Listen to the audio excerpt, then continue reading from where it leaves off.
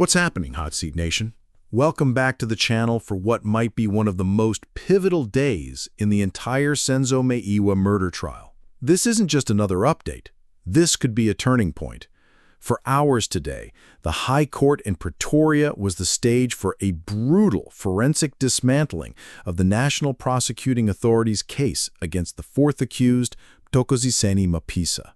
His lawyer, Advocate Zitulel Numalo, didn't just ask for an acquittal.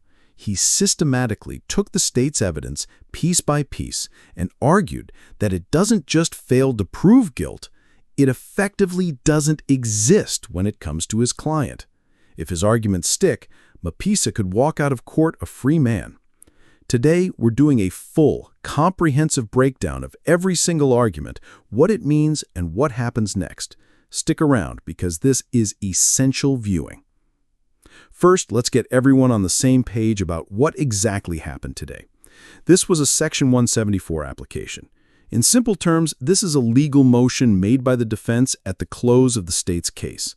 The defense stands up and says, "Honorable Judge, the state has had its chance. They've called all their witnesses, presented all their evidence, and it's our submission that they have failed to present a prima facie case, meaning there is no evidence upon which a reasonable court acting carefully could convict my client."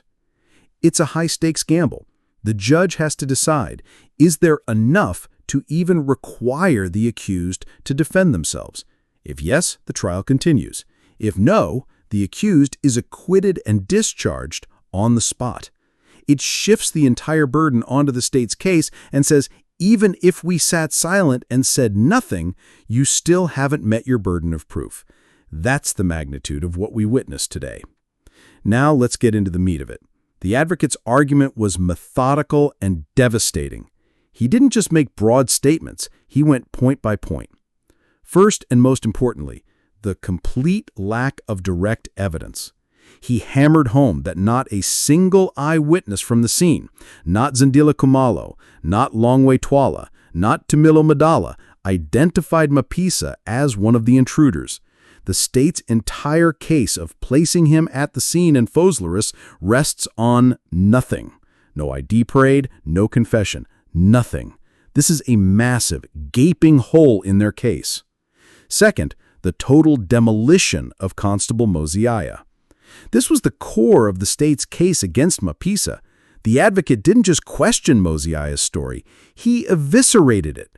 He pointed out glaring contradictions between his written statement and his oral testimony in court. For instance, in his statement, he mentioned going to the shops with a lady, but in court, the story changed. He initially told Brigadier Janinda he knew nothing about the case, only to later become the star witness. Maphisa's advocate argued this makes him a wholly unreliable witness whose evidence is so poor it should be rejected entirely. If the judge agrees, the state's case against Maphisa evaporates. Third, the inadmissibility of co-accused confessions. Maphisa's advocate cited a mountain of case law, like S.V. Mbaka, to reaffirm a fundamental legal principle. The confession of one accused, in this case Bongani Ntanzi, is not evidence against another accused. He argued that Brigadier Janinda's entire investigation into Maphisa was tainted because he started it after he read Ntanzi's confession. He said the state cannot use that confession directly or indirectly to build its case against Maphisa. This is a technical legal argument, but a potentially fatal one for the prosecution. Fourth, the forensic and circumstantial black hole. The DNA? Numalo quoted the forensic analyst Captain Masetlera, who stated under oath that Maphisa was excluded from the samples taken from the hat found at the scene. The cell phone records? The data for 2014 was lost, and the available records showed no link. The bank statements? No suspicious payments. Maphisa's advocate argued that every piece of objective, tangible evidence points away from his client, not towards him. My personal reaction watching this, it was a masterclass. It was aggressive, it was detailed, and it was persuasive. Maphisa's advocate left no stone unturned. For viewers who've been following this trial, the attack on Meyiwa's credibility was particularly powerful. We've all seen the inconsistencies play out in cross-examination, and Maphisa's advocate packaged them all together to create a compelling narrative of an unreliable investigation. The most damning part for me was the point about the state not calling Kelly Khumalo. The lead investigator calls you the alleged mastermind, but the state doesn't put you on the stand. That is a huge problem. The defense can rightfully ask the judge to question why. The state's case is looking thin, and Maphisa's advocate exposed every single weak spot. So, where does this leave us? Tomorrow, the ball is in the state's court. Prosecutor Advocate Beloy has to respond to every single one of these points. He has to convince Judge Rata that there is indeed a case for Maphisa to answer, that there is enough evidence, however circumstantial, that a reasonable court could convict him. The judge will then make a ruling. This isn't a quick decision. He'll likely take time to consider the arguments. His decision will dictate the entire future of this trial for Maphisa, acquittal, or a directive to take the stand and defend himself.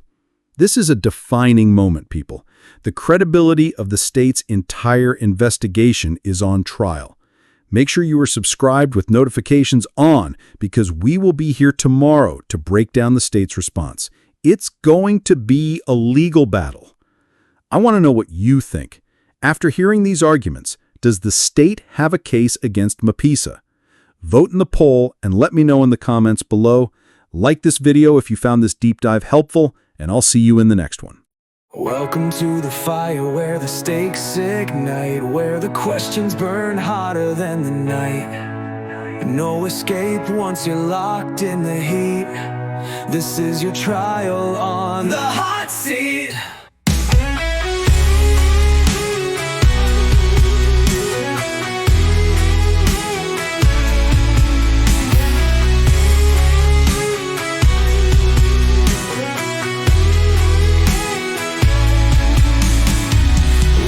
To the fire where the stakes ignite, where the questions burn hotter than the night. No escape once you're locked in the heat. This is your trial on the hot seat. Ticking clocks and the sweat-soaked scene. Can you handle the pressure or split at the seams? Truth or dare with no retreat. The